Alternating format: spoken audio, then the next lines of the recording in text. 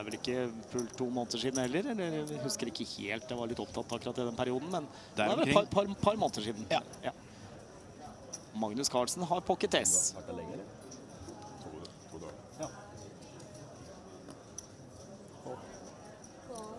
Åpner til 11 000. Sjøstrøm syner på knappen med 5-4 sut. Frigård syner med pocket 5 i lilleblind. Og Dagsrott får en veldig god pris i storeblind her.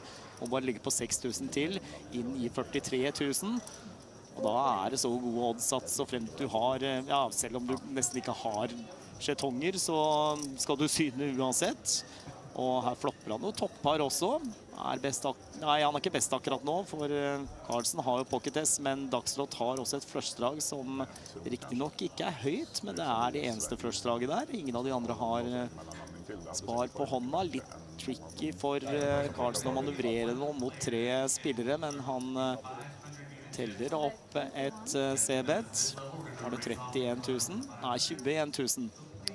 Det holder til å bli kvitt 2 av motspillerne med Dagslott, med toppar og et flushdrag som man tenker kanskje kan være godt.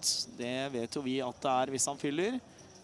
Ser jo at han faktisk er knepen favoritt til å vinne her hvis det kommer seg til showdown. Han syner 21 000.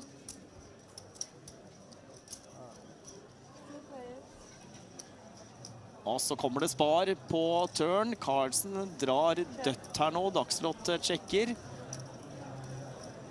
Om Carlsen skal vinne denne hånda, så er han nødt til å få Dagslott til å kaste seg.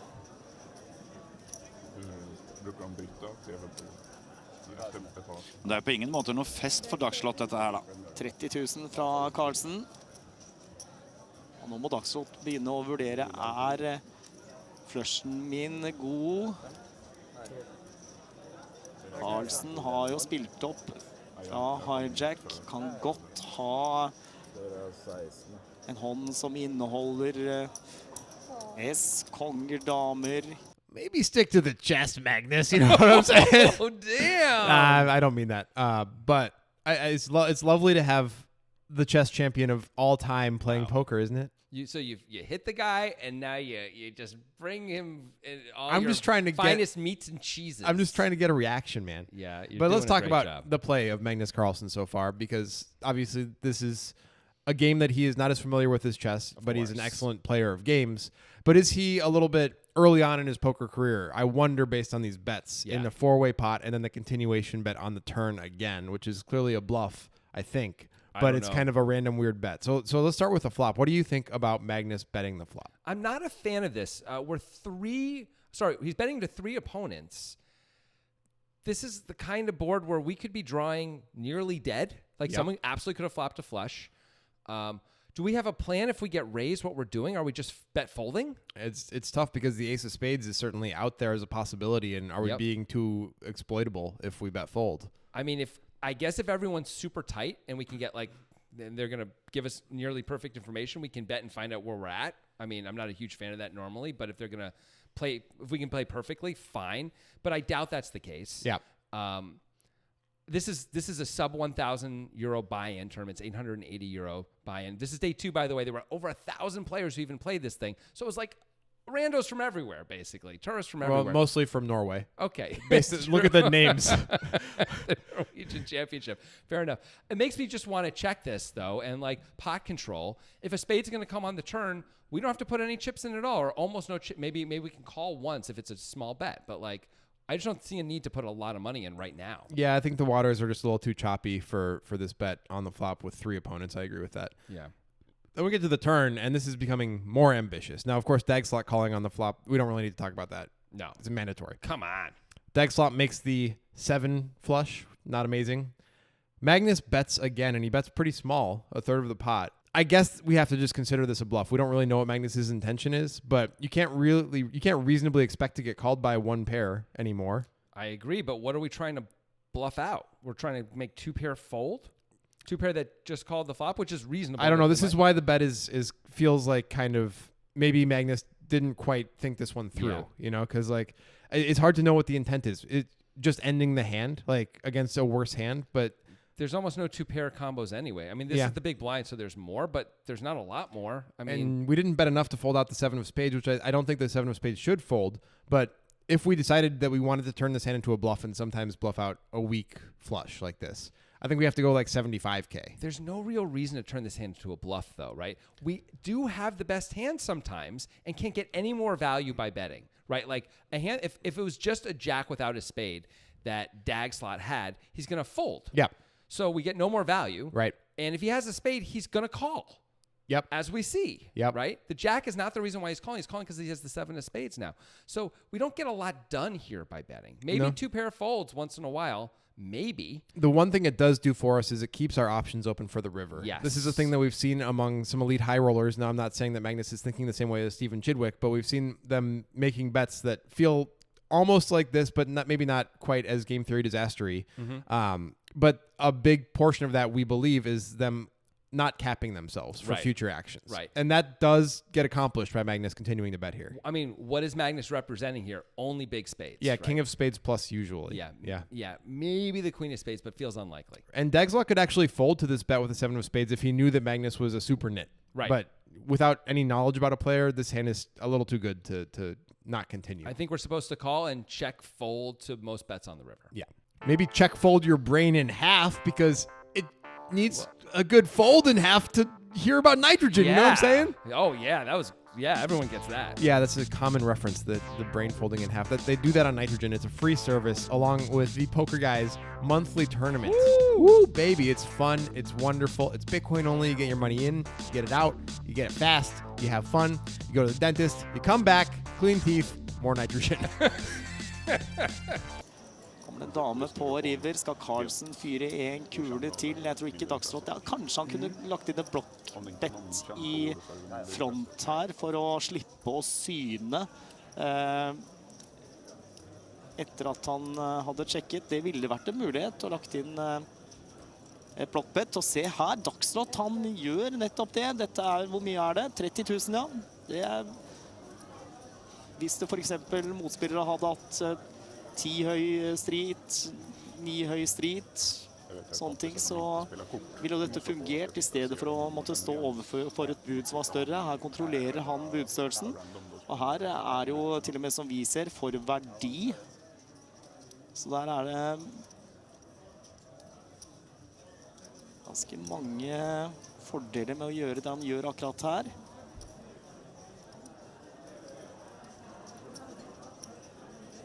Han ikke helt komfortabel. Skal Carlsen komme seg av her? Nei, det skal han ikke. Han går over til 100 000, og nå blir det fryktelig vanskelig for Dagsråd. Magnus Carlsen bløffer. Han vet nok at... Og han får Dagsråd til å kaste flushen! I don't think Kasparov has that move in him. I'm just going to say it. Is Kasparov alive?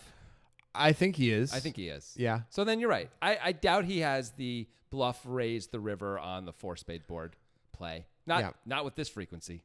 Yeah. And I mean, obviously his ELO is lower than Magnus's. So. I mean, Magnus is the highest ELO score of all time at peak, over 2,800. I think it was 2,882. And, I mean, everyone knows that, obviously. Everybody knows that. Greatest chess score of all time. Yeah, of course. So, yeah, Kasparov can't do it. Yeah. Magnus can. Let's talk about that after we talk about what Dagslot does. Yeah, okay. Because so far we've been critical of Magnus, and now it's time to turn the tables a little bit. I can't get around just really not liking this play from Dagslot. Much like we were talking about with Magnus's bet on the turn of like questioning what it really accomplishes. It didn't seem to accomplish very much. Dagslot's bet feels it accomplishes maybe zero good things. You were even saying on the podcast, you thought the 6 of spades and worse would fold out and the 9 of spades and higher would call. I don't know if that's exactly true. We might get hero called by worse spades, maybe, or maybe we once in a while fold at the 9 of spades. But those instances are pretty rare, and I'm worried about the rest of the range that we're betting into here, which is hands that are either clearly worse, because when Magnus bets the turn, he's either bluffing or has a big spade most of the time. Yeah, and those big spades aren't folding, obviously, so there's no value in folding out a better hand in most cases. Is there any chance Magnus would ever consider calling 30K with aces that don't have the ace of spades in it here? He should not. I don't believe he would. All Magnus has done so far is gas pedal. That's all he's done, right? So why would Dagslot think that it was a good idea to bet here? I agree completely. Magnus is repping a bigger hand than this. We can check, and see if he continues to do that and then make a decision. Right? Usually fold, right? Yeah, with this hand. Sometimes distribution demands it. Sometimes the game tree demands that you call fold. That's the line that you have to take sometimes. That's what Dagslot needs to do here. This is one of the worst hands we're ever going to show up with on the river, I think. Yeah. With 7 high flush. So when we call the turn and have taken this Right. line. So I think absolutely this is a check fold almost always. Right. And if you wanted to fold out better hands, sometimes you'd have to bet more than 30K. He bet a fifth of the pot. Right. If you want to fold out the 9 of spades and the queen of spades, what do you got to bet? You got to bet at least 2/3 of the pot. Yeah, something like that. But it seems like more what this is designed to do is make it so Dagslot can not have to make a tough decision on the river. I agree. That's exactly. And it doesn't have to be a tough decision, though. You can just fold if Magnus has the chutzpah to put in a third barrel with a bluff here, then you just have to say so be it sometimes. You know, Right. like it's just a spot where Magnus has failed to cap himself by hook or by crook. He did not cap himself. He could easily have the nuts. You just have to be like, okay, Magnus, I guess you have it this time, or if you don't, here's the pot. Yeah, and you know what? If Magnus is doing this a lot, you'll pick him off in the future. Like you Right. don't have to win this one. You'll have better hands sometimes to pick him off with or a better situation. This isn't that. Right. This is a comfort bet, right? Yes. This bet is intended for Dagslot to feel comfortable with his decision-making process. Yep, and almost nothing bad can happen from Dagslot's point of view, right? If he gets called by a better hand, oh, it only cost me 30K. If he gets raised, oh, I can fold because I'm definitely losing. If Magnus folds, oh, I probably wasn't getting any more money anyway. You can tell yourself all Yeah. that. But really, this is just probably a bet that almost never earns Dagslot any chips. Right. It's almost always worth a negative amount of Seems chips. like a losing bet. Yeah. How about Magnus's bet? Okay. Do you think he's pouncing on the sizing? I believe he is. I don't really know. I hope he is. Yeah. I think I would pounce on this sizing. Yeah. This really looks like Dagslot has not a 7 of spades, but maybe the queen of spades. Yeah, he has the king of spades has to consider folding to this because Yeah. of, like we said, we didn't like Magnus's bets on the flop or turn, but what they did is enable him to completely easily rep the nuts, right? No problem. 100%. And as you pointed out in the podcast, not only can Magnus rep the nuts, Dagslot really struggles to because he's the guy in the big blind. So he has less ace of spades than any other player in this hand of the Right. 4 guys who saw the flop. He has it a little bit, but he's got the really wide range. As we see, he's got Jack 7 off. Right. Right. So I think you were first to come to this conclusion, but I agree that I think this is a good raise by Magnus. Yeah. There's no real blocker that you can have that makes it a good raise. It's more of an exploitative spot, and I think Magnus found a good spot to exploit. Yeah, I mean, Magnus was the pre-flop raiser. He's got the most ace of spades probably of any of the players, Yep. certainly of the 2 who are left. It's wildly weighted towards him. And maybe if Dagslot bets 65K, it doesn't matter, and I would think Magnus mostly folds. Yep. But 30K just feels like, please don't put me to a tough decision. I want this to be easy. And Magnus just says, well, I'm going to rep a hand that even if you have the king of spades is tough. Like if you don't have the nuts, if you can't re-raise me, you have to strongly consider folding. And Yeah. that's a cool thing to do. I love it.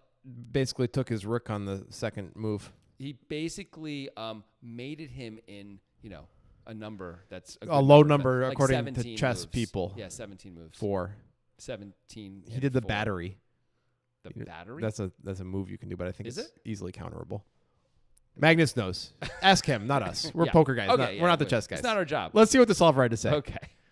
Wesley Cannon told me personally that he can beat Magnus Carlsen at chess, and he offered $1 million as a bet. So Yeah, so put that out at Magnus Carlsen, chess champ 2211. Wesley Cannon, he said it. Yep, $1 million. Wait, no, that wasn't him. Never mind. Wesley Cannon is the guy who did the solver for this hand. Oh. So yeah, that That's was less a exciting. different person. Sorry, Wesley. Didn't want to get you mixed up in something you maybe can't win. Yeah, and Wesley would never be able to get out of it. Never. Impossible. It's been said. It's been said on the Poker Guys channel. All right, so let's talk about this solver stuff. Okay. Wesley had to force the solver to think it was heads up on the flop, so that affected the output a little bit, made it want to bet Magnus's hand, which makes sense. Heads up, of Yeah. course. So we're mostly going to talk about the turn and later here. On the turn, the solver agrees with us. Carlsen's hand is a pure check. And in solver words, that means 100% of the time. You're supposed to always check. And if Magnus were to bet, Pio would like him to bet larger. He did bet pretty small on the turn. So any thoughts there about the Pio put out, or you're just like, oh, yeah, I was right for once? I mean, it feels good to be right. Not that the solver agreeing with us necessarily means one of us is right or not right, but that's just the GTO solution. Fine. But I do want to say also that because there were actually 4 people on the flop and the solver can't, Like it does change the outputs even now. This is a little bit of fruit from the poison tree, but still, this gives us a pretty good approximation of what the solver would because it should tighten Dagslot's range a little bit. I think so. Yeah. But anyway, whatever. Either way, it's good enough. Yep. And Dagslot has a pure call. They love that word pure, those solvers. They do, those solver people. And that, of course, makes plenty of sense. Yeah. On the river, Pio wants Magnus to fold, which, that seems like the normal action to take. It does prefer a raise significantly versus a call. A raise loses 2,200 chips, according to Pio, and a call loses 16,000 chips. Wow. But it still doesn't like a raise anyway, because obviously a fold is 0 chips. Yep. So it still thinks ultimately a fold is the best. But play. it's not losing that much if you consider the size of the pot, right? Like it's not a huge deal to lose 2,200 chips with a play. That is a really fair point. Because the pot is 121,000 when more than that. Sorry, it's 181,000. So 2,200 chips, very small. Yeah, you're right. Yeah. So the raise is totally fine, I guess. Cool, but a fold is even better according to GTO. Right. Not a total shock when a guy suddenly leads on a four spade board Yep. at you and you have no spades. Right. Well, here's something in favor of Magnus's raise. Dagslot can call with the king high flush. That makes sense. Yeah, obviously call with something. He can 3-bet his ace high flushes, of course, and he splits queen and 10 high flushes, so he calls with some of them. Right. So because he's in the big blind, that seems pretty decent for Carlsen. Like Dagslot doesn't have that many flushes that high in his range, you would think. Well, for the things that lead out, though, like you would think Dagslot normally would not lead out an 8 high flush anyway, though, right? That's the thing. Like, but a king high flush, he might lead small. Right. So, like, he probably isn't supposed to lead anything worse than a 10 high flush very often anyway, is my guess. So he's got some folds, but he has a lot of calls. That's my guess. That's true. That's fair. Either way, chess, poker, what's the difference? I mean, just win, baby. Strategy, read people. You read a lot of people in chess, right? There's a lot of reading. Yeah. That guy's weak. Yeah, then you attack. Okay, world chess champion, greatest thinker of all time, Magnus Carlsen, perhaps. He had some opinions about this hand, and we got to see him because he played him out. But we had some opinions too. We didn't love everything he did. The solver agreed with some stuff, didn't agree with others. What do you guys think? What do you think about Magnus betting the flop? That was surprising, to say the least. Magnus, again, betting the turn. Also unusual. Hey, Dagslot leading the river with medium flush. Not that normal and questionable, I think. And finally, of course, the big showy play. Magnus raising the river as a bluff with pocket aces here. Do you like these plays? Do you not like these plays? Let us know in the comments. We want to hear what you have to say. And come join us on Discord. There's a link in the description. We have fun there.